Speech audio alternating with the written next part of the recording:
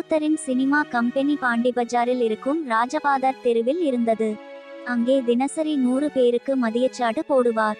வெள்ளிக்கிழமை வந்துவிட்டால் பிரியாணிக்காக பெரிய கூட்டமே காத்திருக்கும். சினிமா சான்ஸ் தேடி அலையும் பல உதவி டைரக்டர்கள் பசியாறி கொள்ளும் இடமாக ராவுத்தர் பிலிம்ஸ் இருந்தது.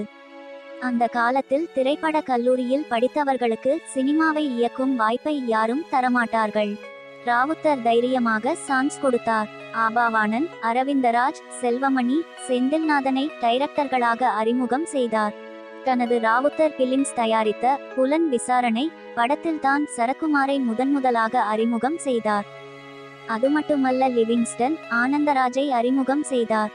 தமிழ் திரைப்பட தயாரிப்பாளர்கள் சங்கத்தின் தலைவர் பதவியை வகித்தவர்.